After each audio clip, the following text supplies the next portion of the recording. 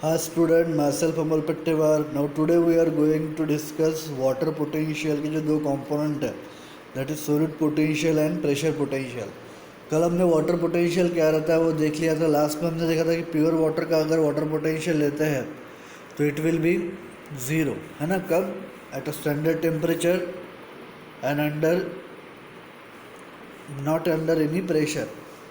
मतलब एक pure water का अगर हम स्टैंडर्ड टेम्परेचर पे and not under any pressure अगर हम वाटर पोटेंशियल चेक करते हैं तो प्योर वाटर का वाटर पोटेंशियल होता है ज़ीरो, जो सबसे मैक्सिमम है, हाईएस्ट है. सबसे ज़्यादा हाईएस्ट वैल्यू जो है वाटर पोटेंशियल की वो ज़ीरो है. आप याद रखेंगे, ठीक है. सबसे ज़्यादा हाईएस्ट वैल्यू वाटर पोटेंशियल की इसकी है प्योर वाटर की, and that is a zero. और वाटर पोटेंशियल क्या है वो आपको क्लियर हुआ होगा. वाटर पोटेंशियल मतलब kinetic energy, tendency of water to move. Water की मूव होने की जो टेंडेंसी है उसको हम बोलते हैं वाटर पोटेंशियल. तो अभी जैसे मैंने कल फार्मूला बताया था, तो आप एक्चुअली पेज नंबर 179 पे आ जाएंगे, ठीक है. 179 पेज नंबर का ही पार्ट है ये वाटर पोटेंशियल हम देख रहे हैं अभी. चल देखो, अब सॉलिड पोटेंशियल की हम बात करते हैं. सॉलिड आपको सबको पता है, सॉलिड वो होता है जो सॉल्वेंट में हम डिज़ोल्व करते हैं, उसको बोलते हैं solid. It may be sugar, salt और anything that can be dissolve. If some solute dissolve in a pure water, the solution has fewer free water molecule and the concentration or free energy of water decreases and reducing its water potential. अब step by step देखो यहाँ पे क्या बोला है कि अगर हम कुछ सोल्यूट वाटर में ऐड करते हैं तो वाटर क्या हो गया? सॉल्वेंट, है ना. सोल्यूट हम कहाँ में ऐड करेंगे? सॉल्वेंट में. तो if solute is added into a water that is solvent, pure water, तो सॉल्यूशन बन गया. तो this solution has a fewer free water molecule. क्योंकि आपको पता है जैसा सॉल्ट पकड़ लो, salt has a tendency to bind with water molecule. Salt water molecule को अपने साथ बाइंड करके रखता है. तो अब फ्री वाटर मॉलिक्यूल क्या हो गया? कम हो गया. देन कॉन्सेंट्रेशन बोलो या फिर वाटर मॉलिक्यूल की काइनेटिक एनर्जी बोलो या फ्री एनर्जी बोलो, वो क्या हो गया अभी? डिक्रीज. कॉन्सेंट्रेशन क्या हो गया? वाटर का रिड्यूस, ठीक है. मतलब जितना सोल्यूट कम रहेगा उतना वाटर का कॉन्सेंट्रेशन ज़्यादा रहेगा. कल मैंने वो AB वाले टेक्स्ट ट्यूब का एग्जाम्पल आपको बताया था, उससे शायद आपको ध्यान में आ जाए. तो अगर सोल्यूट अब ऐड कर दिया मैंने तो वाटर का कॉन्सेंट्रेशन डिक्रीज़ हो गया है, ठीक है. और कॉन्सेंट्रेशन डिक्रीज होने के बाद उसका जो वाटर पोटेंशियल है वो भी क्या हो गया? रिड्यूस. मतलब जैसे जैसे सोल्यूट ऐड होते जाएगा वाटर मॉलिक्यूल की जो काइनेटिक एनर्जी है वो डिक्रीज़ होगी, उनका कॉन्सेंट्रेशन डिक्रीज़ होगा और अल्टीमेटली उसकी मूव होने की टेंडेंसी भी क्या होंगी? डिक्रीज़ होंगी. तो वाटर पोटेंशियल डिक्रीज़ होगा, दैट मीन्स मूव होने की टेंडेंसी डिक्रीज़ होगी. ये सॉल्ट या सोल्यूट जो भी हमने ऐड किया है अब वो क्या करने वाला है? वाटर मॉलिक्यूल को अपने साथ बाइंड करवा के रखने वाला है, जिस वजह से वाटर की जो मोमेंट है, ठीक है, वाटर पोटेंशियल मतलब nothing but the water moment, वो अब क्या होगा? डिक्रीज हो जाएगा.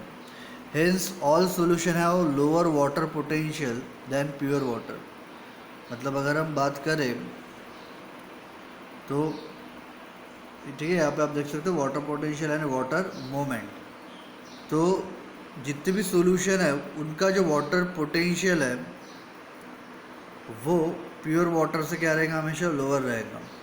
And magnitude of lowering, magnitude मतलब जैसे वैल्यू रहती है ना, -2, -3, +1, +2, उसको हम मैग्नीट्यूड बोलते हैं. तो magnitude of this lowering is due to dissolution of a solute is called as solute potential, ठीक है. तो मान लो जिस मैग्नीट्यूड से वैल्यू क्या हो रही है? डिक्रीज हो रही है, ठीक है, लोअरिंग हो रहा है. वाटर पोटेंशियल का लोअरिंग जिस मैग्नीट्यूड से होगा उस magnitude after dissolving a solute in pure water, तो उसको हम बोलेंगे solute potential. And solute potential is indicated by Sai S. And Sai S की जो वैल्यू है वो हमेशा क्या रहेगी? ऑलवेज निगेटिव, ठीक है. Solute potential psi S is always negative. Then more the solute molecule lower और more negative is the solute potential. मतलब जितना आप सोल्यूट ऐड करोगे उतनी निगेटिव वैल्यू बढ़ती जाएगी, सोल्यूट पोटेंशियल और निगेटिव होते जाएगा, ठीक है, और वाटर पोटेंशियल और कम होते जाएगा. तो for solution at atmospheric pressure water potential equal to solute potential, मतलब एक ऐसा सॉल्यूशन जो एटमॉस्फेरिक प्रेशर पे है, ठीक है। If a solution is kept in atmospheric pressure then in that solution water potential is equal to solute potential, मतलब water potential की वैल्यू प्लस रहेगी तो सोल्यूट पोटेंशियल की वैल्यू क्या रहेगी, माइनस रहेगी। बट उनका जो मैग्नीट्यूड रहेगा दोनों का क्या रहेगा, सेम रहेगा। मैग्नीट्यूड जो है वो क्या रहेगा, सेम रहेगा एट अ एटमॉस्फेरिक प्रेशर, मतलब एटमॉस्फेरिक प्रेशर चेंज नहीं होगा, वो एज इट इज रहेगा कांस्टेंट। तब साई डब्ल्यू इक्वल टू क्या हो जाएगा, psi S. Psi W equal to क्या बोलेंगे हम, psi S. If a pressure greater than atmospheric pressure, अगर हम एटमॉस्फेरिक प्रेशर से ज़्यादा प्रेशर अगर अप्लाई करते हैं, ठीक है, वाटर और सॉल्यूशन को, तो इट्स वाटर पोटेंशियल इंक्रीजेस। आप यूँ समझ लो जैसे अभी हम होली में हम पिचकारी लेते हैं, है ना, पिचकारी आप सबको पता है, तो उसमें हम वाटर फिलअप करेंगे और जो पिस्टन है उस पिस्टन से उसको मूव करते हैं। अब आप पिस्टन से प्रेशर अप्लाई कर रहे हो तो वाटर लॉन्ग डिस्टेंस तक मूव होगा ना, मतलब वाटर का जो मूव होने की जो टेंडेंसी है, जो वाटर पोटेंशियल है, आप वाटर पोटेंशियल है ना वाटर की मूवमेंट की टेंडेंसी, ये ध्यान रखना, तो वो इंक्रीज हो जाएगा अगर आप पंप करते हो वाटर को, ठीक है। तो if a pressure is greater than the atmospheric pressure, ठीक है, is applied to pure water और solution, its water potential increases. It is equivalent to pumping of water. जैसे एक वाटर का जैसे पंप होता है, या जैसे मैंने अभी आपको होली के पिचकारी का एग्जांपल दिया कि उसमें पंप लगा रहता है, पिस्टन लगा रहता है, आप उसमें वाटर फिलअप करते हो और फिर पंप करते हो, तो वाटर काफ़ी दूर तक क्या होता है, मूव होता है, तो वाटर पोटेंशियल इंक्रीज होगा। चलो समझे।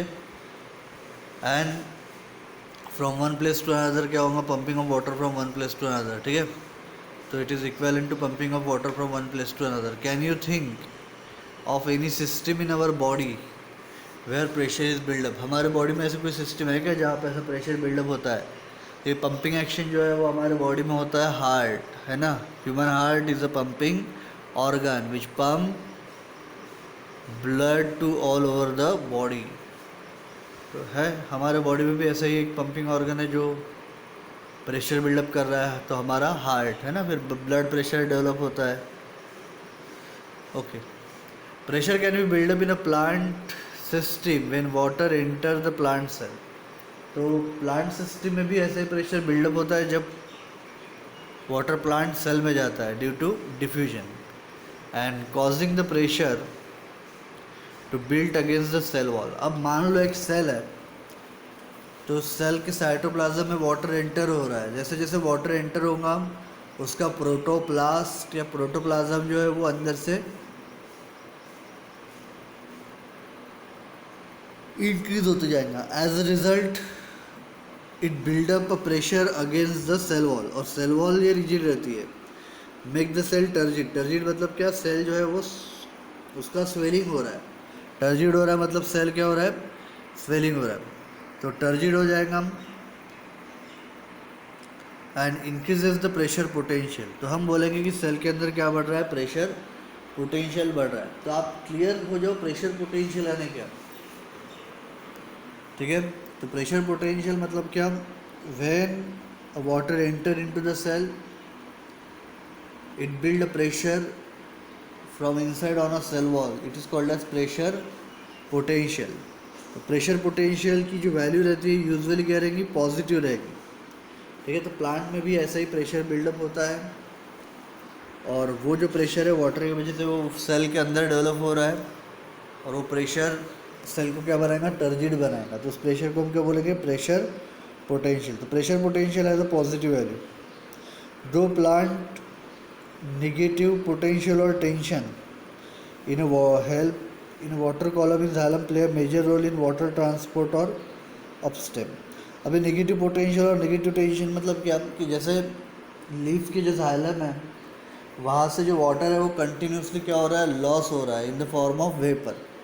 तो हम बोलेंगे कि लीफ में जो प्रेशर रहेगा वो नेगेटिव पोटेंशियल रहेगा, मतलब कम रहेगा, और रूट में ज़्यादा रहेगा, जिस वजह से रूट का या स्टेम का जो वाटर है वो लीफ की तरफ क्या होगा, मूव हो रहा है जाइलम की तरफ। तो जाइलम में कहीं ना कहीं वाटर मूवमेंट के लिए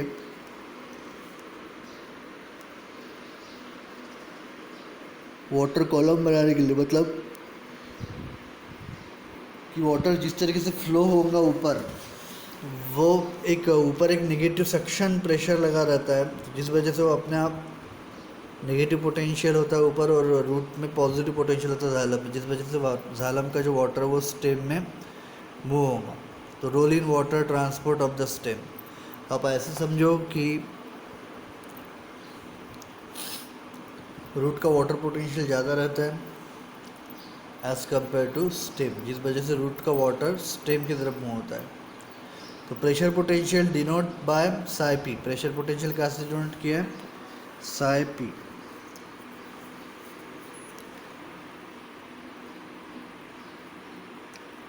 तो psi W equal to psi S plus psi P. ठीक है, तो ये समझ रहा सबको? प्रेशर पोटेंशियल का मतलब समझा ना आपको क्या बोला है? एक बार फिर से मैं रिवाइज करवा देता हूँ। मतलब pressure can build up in a plant, जैसे हमारे बॉडी में तो हार्ट है प्रेशर डेवलप करने के लिए ब्लड का, बट यहाँ पे हम बोलेंगे pressure can be build up in a plant system when water enter into the cell causing a pressure to build up against the cell wall called as turgor pressure. और वो उसका जो increase है turgor pressure का, तो उसके increase को, टर्जर pressure के इंक्रीज को हम क्या बोलेंगे? Pressure potential. तो प्रेशर पोटेंशियल इज पॉजिटिव, उसकी वैल्यू जो रहेगी वो पॉजिटिव रहेगी। सॉलिड पोटेंशियल की क्या थी? निगेटिव थी। तो प्रेशर पोटेंशियल क्या है? पॉजिटिव वैल्यू है।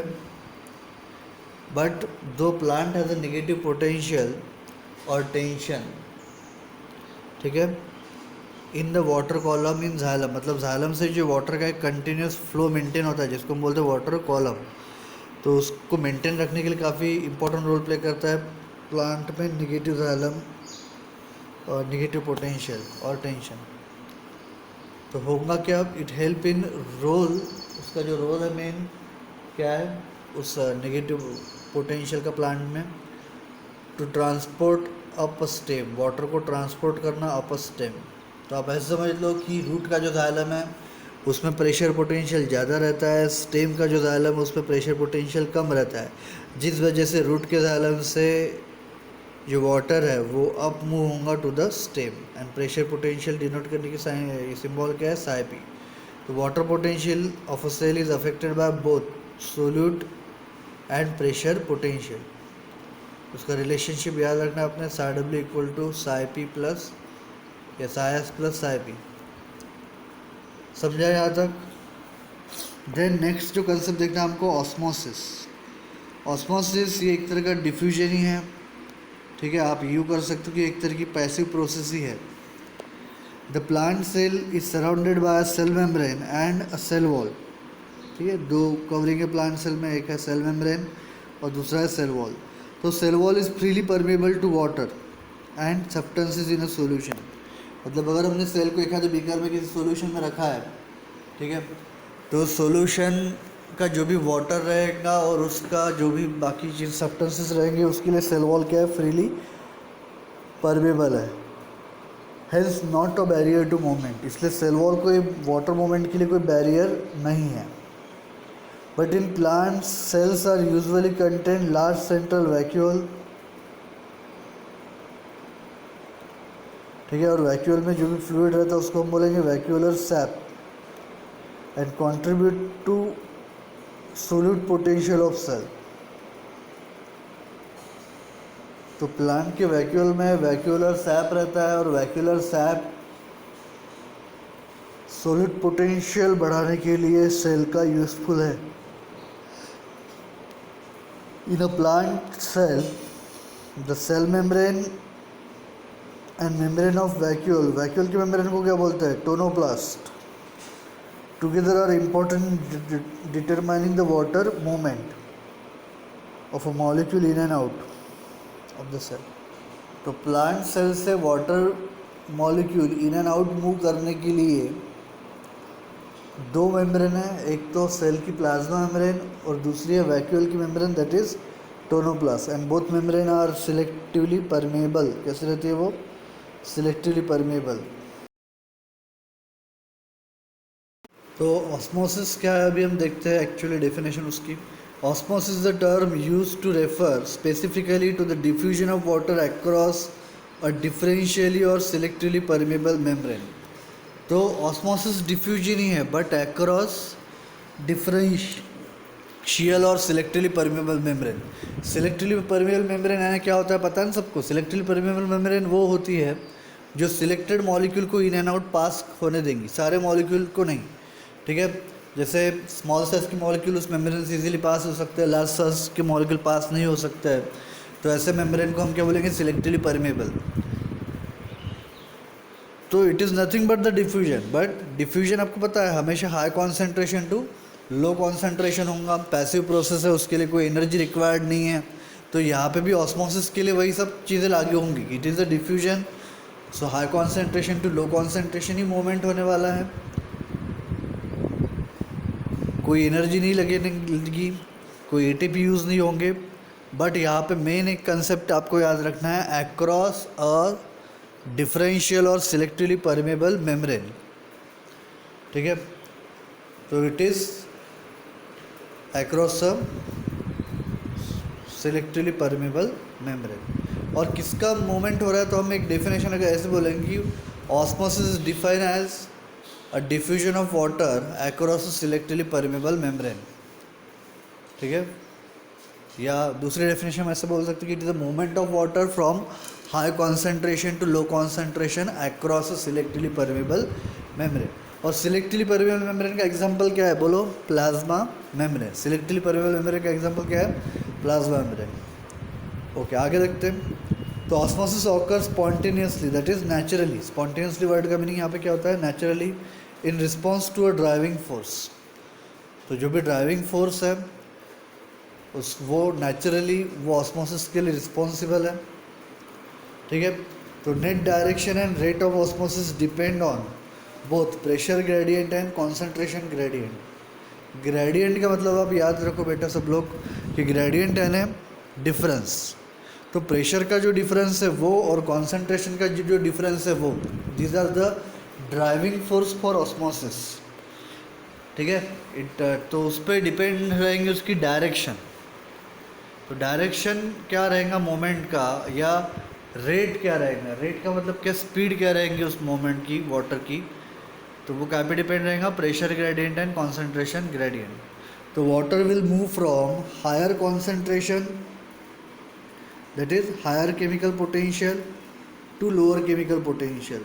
कब तक मूव होता रहेगा, until the equilibrium is attained on both side of that plasma membrane और सिलेक्टिवली परमेबल मेम्ब्रेन। मतलब सिलेक्टिवली परमेबल मेम्ब्रेन के अक्रॉस वाटर हाई कॉन्सेंट्रेशन से लो कॉन्सेंट्रेशन की तरफ मूव होगा और हाई केमिकल पोटेंशियल से लोअर केमिकल पोटेंशियल की तरफ मूव होगा। और कब तक मूव होगा, जब तक इक्विलिब्रियम रीच नहीं होता। मतलब जो सिलेक्टिवली परमेबल मेम्ब्रेन है उसके दोनों तरफ इक्वल कॉन्सेंट्रेशन नहीं हो जाता, तब तक ये चलते रहेगा। ठीक है, तो at equilibrium two chambers should have nearly same water potential. मतलब जब इक्विलिब्रियम आएगा तो ऐसे हो जाएंगे, दोनों जो चेम्बर रहेंगे मेम्ब्रेन के अक्रॉस, सिलेक्टिवली परमेबल मेम्ब्रेन के अक्रॉस जो दोनों चेम्बर रहेंगे उनका वाटर पोटेंशियल नियरली क्या होगा, सेम हो जाएगा।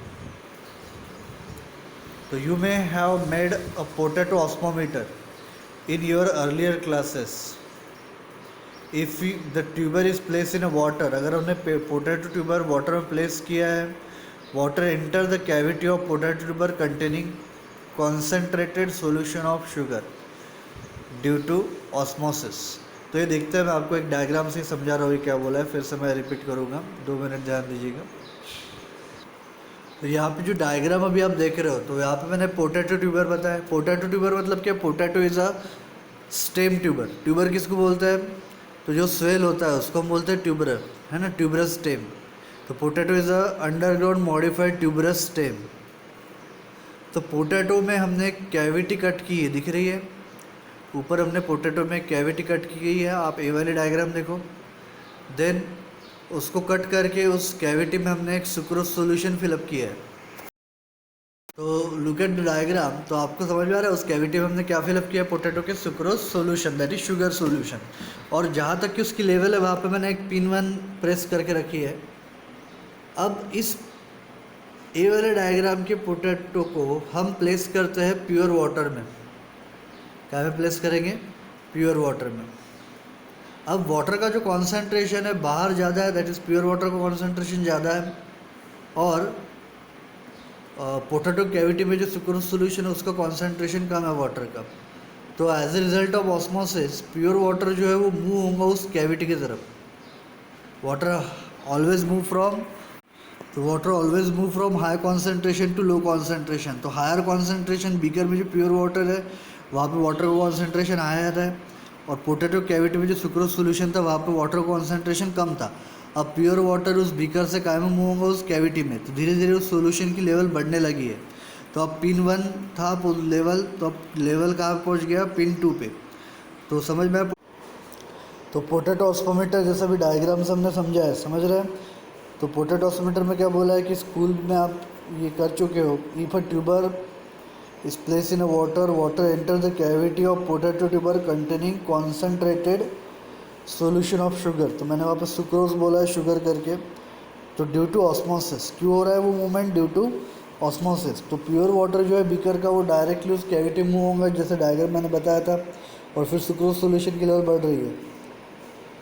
तो उसका रीज़न क्या है? Osmosis. Water move from higher concentration to lower concentration. तो सुक्रोज सोल्यूशन जो था पोटैटो कैविटी में वहाँ पे वाटर का कॉन्सेंट्रेशन कम था, और बीकर में जो प्योर वाटर था उसका वाटर कॉन्सेंट्रेशन ज़्यादा था। चलो देखो अभी आगे क्या बोला है। स्टडी द फिगर 11.3 जिसमें 2 चेम्बर आपको बताया A and B containing solutions and are separated by a semi permeable और सिलेक्टिवली परमेबल मेम्ब्रेन। तो सेमी परमेबल वहाँ पे करेक्शन चाहिए, वहाँ पे आप सिलेक्टिवली परमेबल लिख लोगे। जैसे डायग्राम में क्या बोला है? डायग्राम में बोला है सिलेक्टिवली परमेबल मेम्ब्रेन, तो वहाँ पे भी थ्योरी में सिलेक्टिवली परमेबल मेम्ब्रेन कर लेंगे आप, ठीक है? तो solution of which chamber has a lower water potential, इसमें से कौन सा सॉल्यूशन का वाटर पोटेंशियल लोअर है? आपको एक चीज़ क्लियर कर दो, वाटर पोटेंशियल मतलब वाटर की मूव होने की टेंडेंसी। तो जितना सोल्यूट कम रहेगा उतना वाटर की मोमेंट की टेंडेंसी ज़्यादा रहेगी, मतलब उसका वाटर मोमेंट ज़्यादा रहेगा। तो यहाँ पे मुझे बताओ सोल्यूट कौन से चेम्बर में कम है, ए और बी? तो आप सबको दिख रहा है सोल्यूट कौन सा है? वो ब्राउन कलर के जो सर्कल्स बना है, डॉट बना है, वो क्या है? सोल्यूट। कौन से चेम्बर में कम है सोल्यूट? तो चेम्बर ए में। तो वाटर पोटेंशियल और कम किसका रहेगा? तो ए का तो वाटर पोटेंशियल ज़्यादा रहेगा क्योंकि उसमें सोल्यूट कम है, और बी में सोल्यूट कॉन्सेंट्रेशन ज़्यादा है, तो बी का वाटर पोटेंशियल क्या रहेगा? कम रहेगा। तो ए का आपका पहले क्वेश्चन का आंसर क्या आएगा? Solution of which chamber has lower water potential, तो आंसर रहेगा बी। क्यों? उसका वाटर मोमेंट है, वाटर पोटेंशियल कम क्यों है? क्योंकि उसमें सोल्यूट कॉन्सेंट्रेशन ज़्यादा है। फिर दूसरा क्वेश्चन क्या है देखो, solution of which chamber has a lower solute potential. Solute potential किसका कम है? तो सोल्यूट पोटेंशियल ही डिपेंड रहता है सोल्यूट के कॉन्सेंट्रेशन पे। तो सोल्यूट का कॉन्सेंट्रेशन ए में कम है, तो ए का सोल्यूट पोटेंशियल कम है ना? बी में देखो सोल्यूट कॉन्सेंट्रेशन ज़्यादा है, तो बी का सोल्यूट पोटेंशियल ज़्यादा हो गया।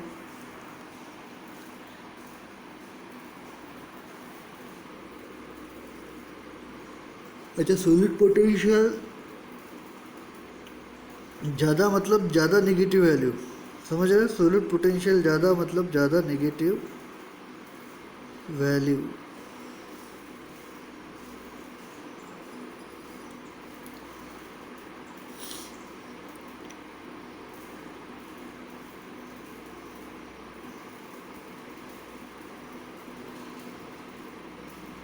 इन which direction will osmosis occur. तो वाटर का movement across the selectively permeable membrane कौन से डायरेक्शन में होगा? तो water move from high concentration to low concentration. तो एक चीज़ मैं आपको क्लियर कर रहा हूँ, वाटर का कॉन्सेंट्रेशन आप सोल्यूट की कंपैरिजन में कैसे चेक करोगे? तो जहाँ सोल्यूट कॉन्सेंट्रेशन कम वहाँ वाटर कॉन्सेंट्रेशन ज़्यादा, जहाँ सोल्यूट कॉन्सेंट्रेशन हाई वहाँ पे वाटर कॉन्सेंट्रेशन कम। तो मैंने अभी जो बताया उसके हिसाब से फिर किसका वाटर कॉन्सेंट्रेशन ज़्यादा है? ए का, क्योंकि ए में सोल्यूट कॉन्सेंट्रेशन कम है। किसका वाटर कॉन्सेंट्रेशन कम है, डिक्रीज़ है? तो बी में सोल्यूट कॉन्सेंट्रेशन ज़्यादा है, इसलिए बी का वाटर कॉन्सेंट्रेशन कम है, तो वाटर कहाँ से कहाँ मूव होगा, तो A to B, water move from A to B। ठीक है, थर्ड वाले का आंसर समझ में आया। फिर which solution has a higher solute potential, solute potential किसका ज़्यादा है, तो सोल्यूट कॉन्सेंट्रेशन किस में ज़्यादा दिख रहा है, ज़्यादा सोल्यूट किस में है, बी में। तो आंसर क्या रहेगा आपका, B chamber has a higher water potential. Then E वाला क्वेश्चन देखो, at equilibrium chamber will have lower water potential. Equilibrium में कौन से चेम्बर में लोअर वाटर पोटेंशियल रहेगा, तो जब इक्विलिब्रियम रहेगा वाटर पोटेंशियल दोनों में नियर अबाउट इक्वल रहेगा। इक्विलिब्रियम में वाटर पोटेंशियल दोनों में क्या रहेगा, इक्वल। एफ वाले डायग्राम में क्या बोला है, if one chamber has a water potential, वो साइज जो है वो वाटर पोटेंशियल है, has -2000 kilo pascal and other chamber has -1000 kilo pascal, तो which chamber that has higher water potential. तो आपको पता माइनस वैल्यू जितनी कम वो ज़्यादा, तो यहाँ पे कौन सा वाटर पोटेंशियल ज़्यादा हो गया, तो -1000, तो -1000 ही वाटर पोटेंशियल ज़्यादा हो गया एज़ कम्पेयर टू -2000। समझ रहे, आपको सिंपली याद रखना है निगेटिव वैल्यूज़ में जितना कम निगेटिव रहेगा वो ज़्यादा वैल्यू रखता है। -1000 इज़ मोर देन -2000। पता है कि नहीं सबको, ये छोटे छोटे कंसेप्ट है, माइनस तो पता होगा आपको, मतलब 0, -1, -2, -3, -5, इनमें सबसे ज़्यादा वैल्यू किसकी रहेगी, 0। उसके बाद फिर -1 की सबसे कम वैल्यू किसकी रहेगी, -5 की। तो यहाँ पे जैसे आपको 2 किलो पास्कल वाटर पोटेंशियल दिए, एक दिया था -2000 और दूसरा दिया था -1000, तो -1000 इज़ मोर वाटर पोटेंशियल।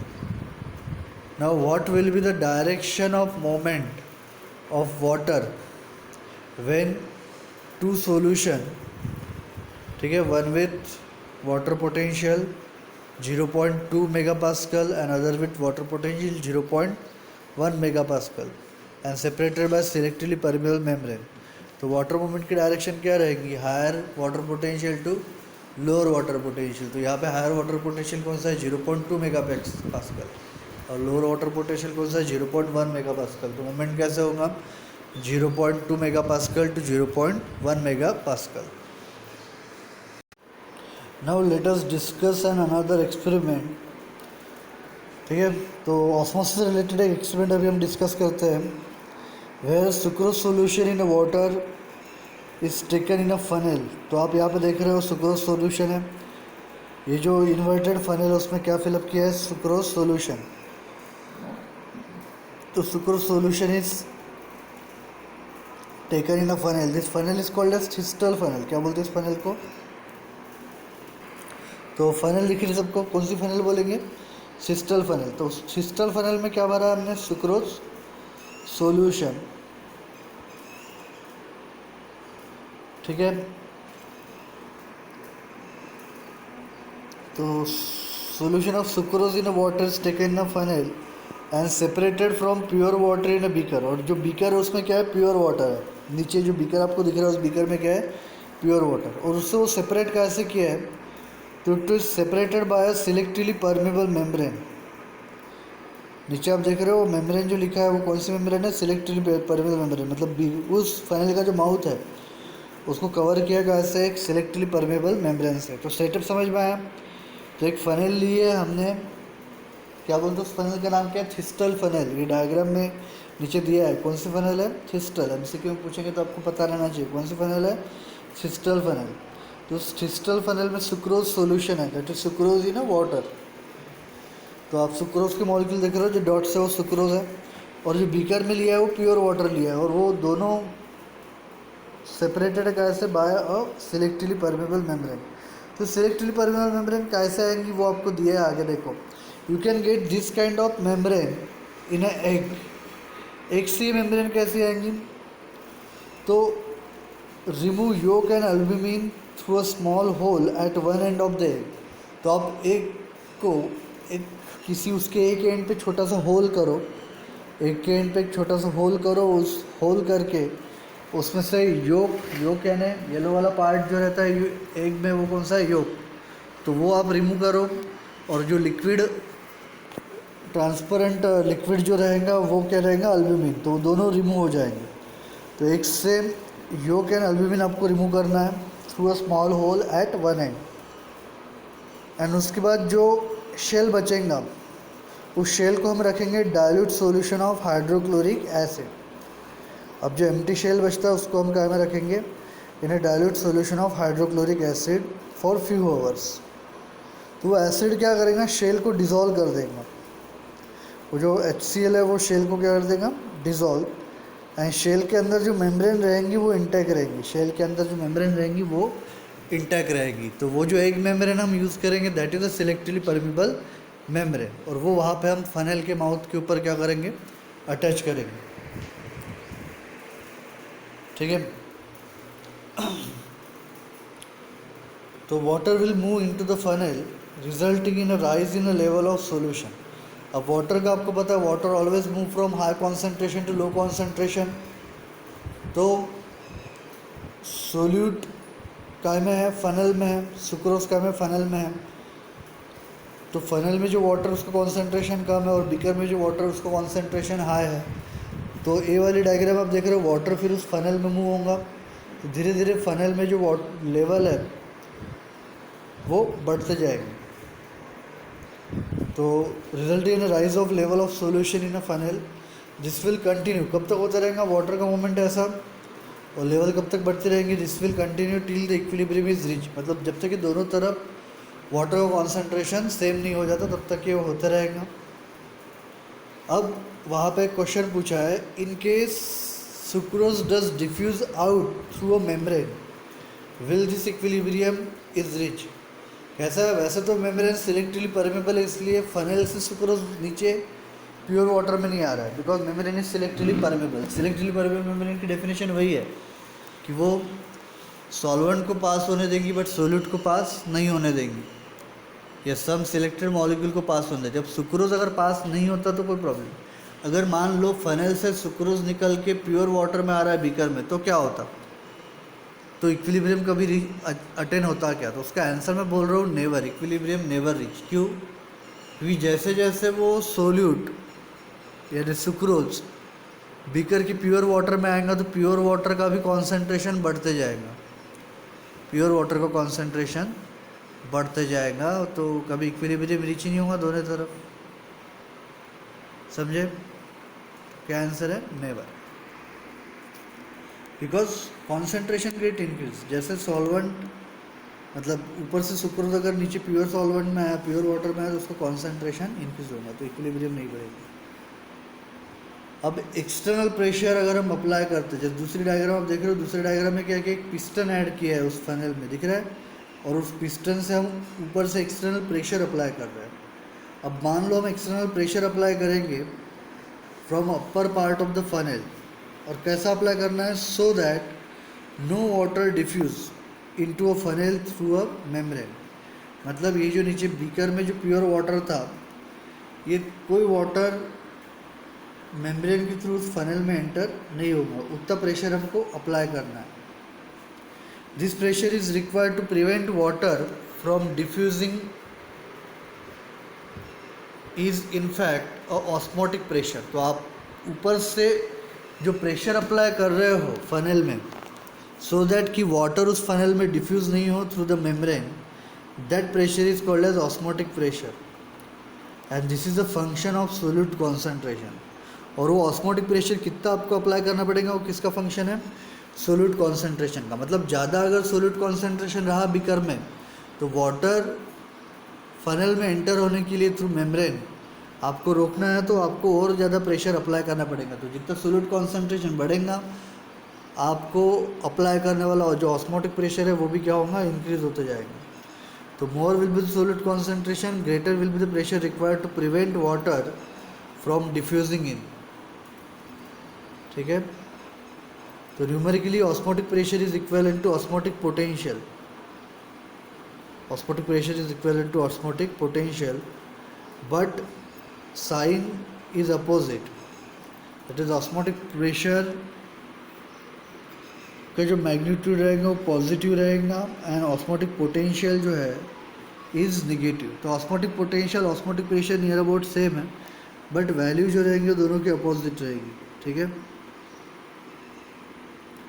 तो ऑस्मोटिक आपको ध्यान में रखना है। फिर osmotic pressure has a positive value, osmotic potential has a negative value.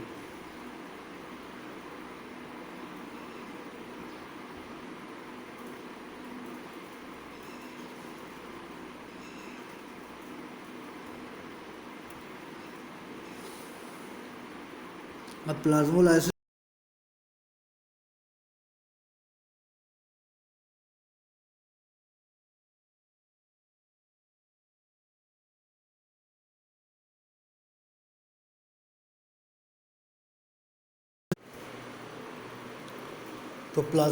हम देख रहे हैं। तो प्लाज्मोलाइसिस एक्चुअली ऑस्मोसिस का ही कंसेप्ट है। ऑस्मोसिस में जैसे water in and out move होने की वजह से दो चीज़ें होती है, एक तो सेल श्रिंक होता है दैट इज़ प्लाज्मोलाइसिस, या फिर स्वेल होकर बस्ट होता है that is called as plasmoptysis और डीप्लाज्मोलाइसिस। तो दोनों हम देखेंगे। तो behaviour of a plant cell और tissue with regard to water movement depend on surrounding solution. मतलब वाटर मूवमेंट के हिसाब से सेल का जो बिहेवियर रहता है कि प्लांट सेल श्रिंक होगा या स्वेल होगा, ठीक है, वेदर इट बिकम टर्जिड और फ्लैसिड। तो ये जो बिहेवियर है प्लांट सेल का, water movement in and out जो भी होगा उस पर डिपेंड है। ठीक है, वो क्या पे डिपेंड है?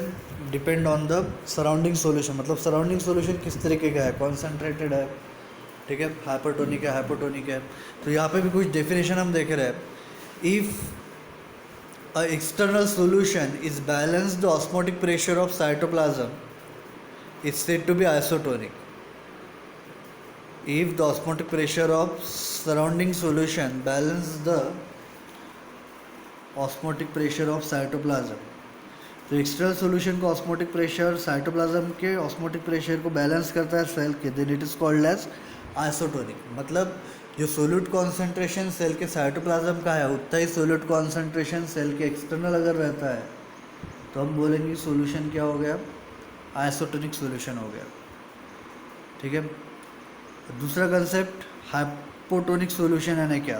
तो if the external solution is more dilute then the cytoplasm of the cell then it is called as hypotonic solution.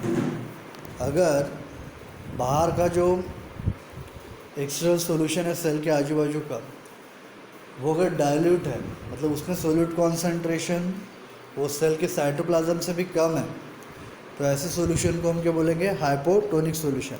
फिर तीसरी डेफिनेशन है, if the external solution is concentrated then that of, किससे?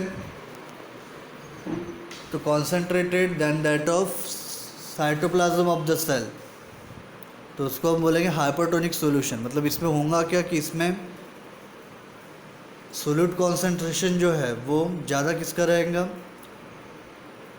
External solution का, और cytoplasm में जो solute concentration है कम है, तो ऐसा कंडीशन में सॉल्यूशन को हम क्या बोलेंगे, हाइपरटोनिक सॉल्यूशन। तो सेल स्वेल होगा इन a hypotonic solution and shrink होगा इन अ हाइपरटोनिक सॉल्यूशन। मतलब कैसे कि अगर आप सेल को हाइपोटोनिक सॉल्यूशन में रखते हो तो हाइपोटोनिक सॉल्यूशन में रखोगे तो क्या होगा, सराउंडिंग का जो वाटर है सेल के अंदर जाएगा, क्योंकि बाहर सोल्यूट कॉन्सेंट्रेशन कम है, सेल के अंदर सोल्यूट कॉन्सेंट्रेशन ज़्यादा है। ठीक है, एक कंसेप्ट याद रखना, water always move towards high concentration of solute.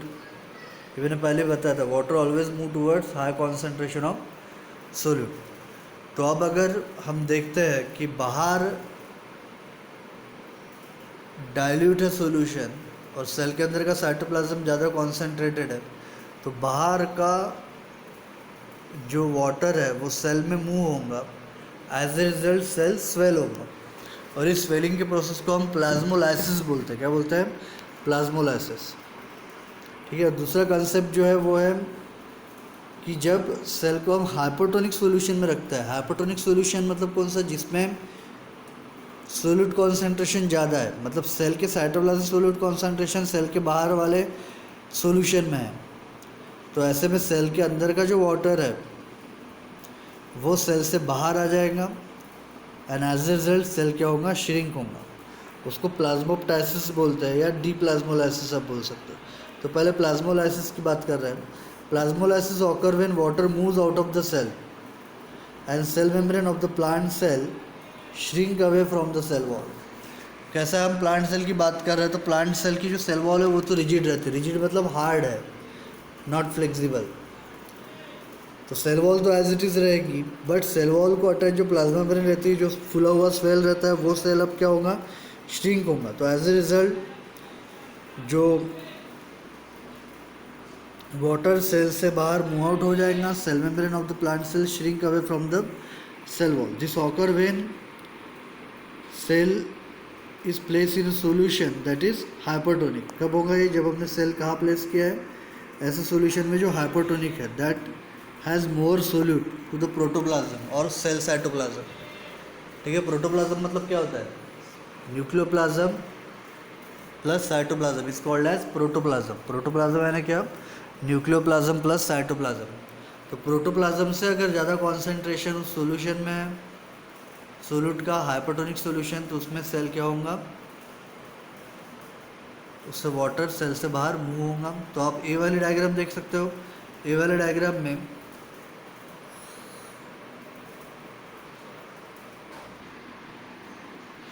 तो आप यहाँ पे देख रहे हो सेल वॉल कौन सी है। ए वाली डायग्राम देखो, पहले वाली।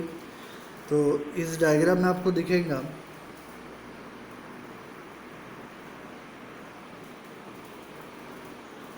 तो इस पर आप देख रहे हो जो पहली डायग्राम है ए वाली, उसमें सेल वॉल कौन सी है, तो सेल वॉल रिजिड है। ठीक है, प्लाज्मोलाइसिस में क्या हो रहा है, cell wall as it is रहेंगी, वाटर मूव आउट हो रहा है, दिख रहा है वाटर मूव आउट होता है एरो से। तो water move out of the cell and as a result plasma membrane move away from the cell wall. तो मैंने यम लिखा है, वो क्या है, प्लाज्मा मेम्ब्रेन, वो सेल वॉल से क्या हो गई, मूव अवे।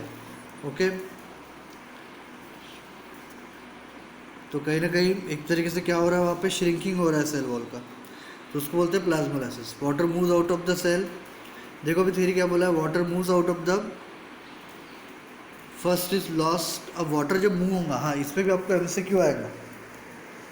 ठीक है, कि अब जब वाटर सेल के बाहर मूव हो रहा है तो पहले वाटर कहाँ से लॉस्ट होगा, साइटोप्लाज्म से, एंड देन फ्रॉम वैक्यूल, ये याद रखना।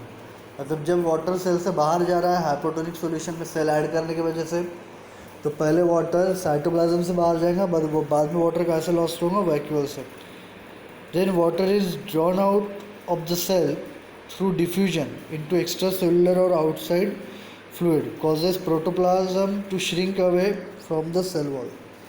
तो जिस वजह से वाटर क्या हो रहा है, बाहर की तरफ मूव हो रहा है आउट ऑफ द सेल, ठीक है, जिस वजह से प्रोटोप्लाज्म क्या होगा, shrink away from the cell wall. Cell is said to be plasmolysed and the phenomenon is called as plasmolysis. The movement of water occur across the membrane, moving from an area of high water concentration to an area of low water potential. मतलब एक higher water potential से water move हो रहा है कहाँ पे, to a low water potential. तो hypertonic solution में आप अगर देखते हो तो हाइपरटोनिक सॉल्यूशन का वाटर पोटेंशियल कम रहता है as compare to water potential of protoplasm.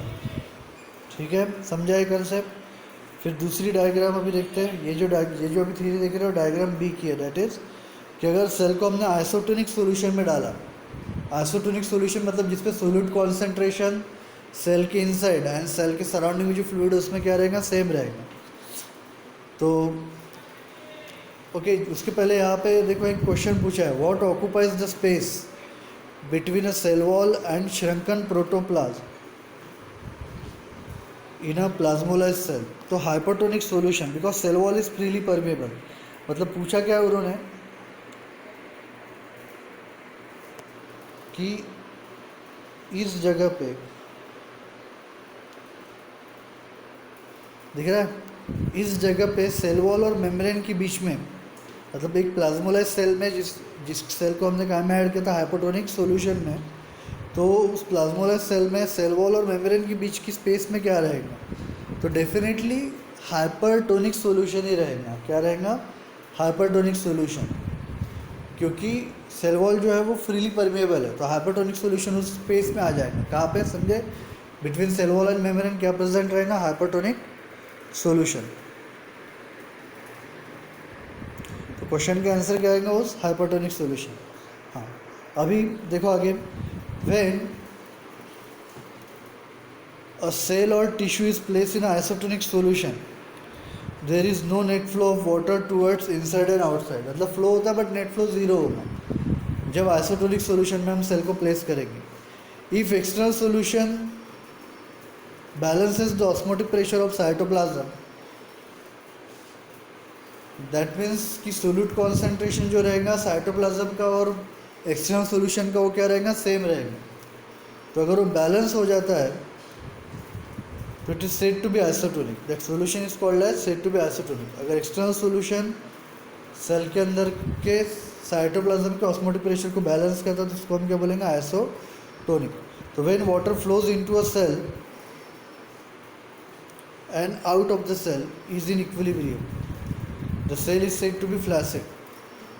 तो when water flows inside the cell and outside the cell in equilibrium, मतलब जितना वाटर सेल के अंदर आ रहा है उतना वाटर सेल के बाहर जा रहा है। इक्विलिब्रियम में अगर वाटर का मूवमेंट हो रहा है इन एंड आउट, तो तब हम बोलेंगे कि वो सेल क्या है? फ्लैसिड है। मतलब आप बी वाली जो डायग्राम देख रहे हो, तो बी वाली डायग्राम में आपको देखो वाटर दोनों तरफ आते जाते दिखाया है, ठीक है। रेड वाला जो है वो एक्सटर्नल सोल्यूशन है, मतलब यहाँ पे आइसोटोनिक सोल्यूशन है आजू बाजू में ग्रीन वाले सेल के।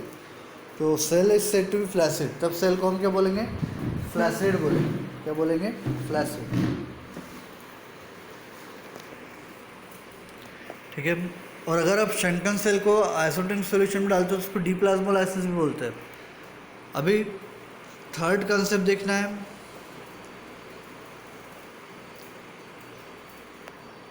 अगर हम सेल को क्या में प्लेस करते हैं? हाइपोटोनिक सॉल्यूशन में, तो क्या होगा? The process of plasmolysis is usually reversible, मतलब हम उसको डीप्लाज्मोलाइसिस कर सकते हैं। When a cell are place in a hypotonic solution, अगर आप सेल हाइपोटोनिक सॉल्यूशन में प्लेस करते हो, hypotonic solution has a higher water potential और dilute solution compare to cytoplasm, मतलब कंपेयर टू साइटोप्लाज्म वो डाइल्यूट है, मतलब साइटोप्लाज्म में जितना सोल्यूट कॉन्सेंट्रेशन है उससे कई कम सोल्यूट कॉन्सेंट्रेशन क्या में रहेगा? सराउंडिंग के सॉल्यूशन में, जिसको हम क्या बोल रहे हैं? Hypotonic solution. तो वाटर क्या होगा? Water diffuse into the cell, क्योंकि आपको ध्यान रखना है वाटर तभी मूव उस हमेशा मूव होता है from high concentration to low concentration, या water get move towards the higher solute concentration. तो अब सोल्यूट कॉन्सेंट्रेशन किधर ज़्यादा है? सेल के साइटोप्लाज्म में, as compare to hypotonic solution. तो वाटर कहाँ से कहाँ मूव होगा? तो water move inside the cell. तो water diffuse into the cell क्या होगा? देखो पढ़ो आगे, water diffuse into the cell causing the cytoplasm to build up pressure against cell wall, मतलब सेल अंदर से स्वेल हो रहा है बट सेल वॉल तो रिजिड है। तो जैसे जैसे वाटर सेल के अंदर मूव होगा it causes a pressure on a rigid cell wall. Rigid मतलब जो सेल वॉल हार्ड है, जो कुछ फ्लेक्सिबिलिटी शो नहीं करती है, ऐसे सेल वॉल को हम क्या बोल रहे हैं? रिजिड। तो रिजिड सेल वॉल के अंदर क्या होगा? प्रेशर डेवलप होगा, साइटोप्लाज्म एक प्रेशर बिल्डअप करेगा, प्रेशर अप्लाई करेगा बोल सकते हैं आप, बिल्डअप को क्या बोल सकते हैं? Apply against the wall, and it is called as turgor pressure. And pressure exerted by protoplasm due to entry of water against the wall is called as pressure potential. क्या बोला है समझ में आ रहा? Pressure is applied by the cytoplasm to build up the pressure against the wall, मतलब wall के against जो प्रेशर साइटोप्लाज्म डेवलप कर रहा है उस प्रेशर को हम बोलेंगे प्रेशर पोटेंशियल। क्या बोलेंगे उसको? प्रेशर पोटेंशियल, ठीक है। It is denoted by psi P. Because of rigidity of cell wall cell not rupture और बर्स्ट। अब प्लांट सेल रिजिड है जिस वजह से भले ही वो प्रोटोप्लाज्म या साइटोप्लाज्म अंदर से प्रेशर डेवलप कर रहा है बट सेल रप्चर नहीं होगा या बर्स्ट नहीं होगा। This turgor pressure is ultimately responsible for enlargement and extension growth of cell. इसका रोल क्या है इस टर्जर प्रेशर का? तो ये जो टर्जर प्रेशर है, प्रेशर पोटेंशियल अप्लाई हो रहा है, turgor pressure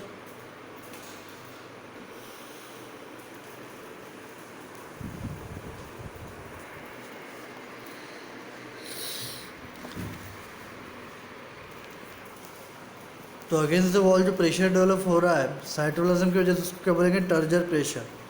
and pressure exerted by protoplasm due to entry of water against rigid wall is called as pressure potential. तो आप ये बोल सकते हो कि turgor pressure and pressure potential same ही है.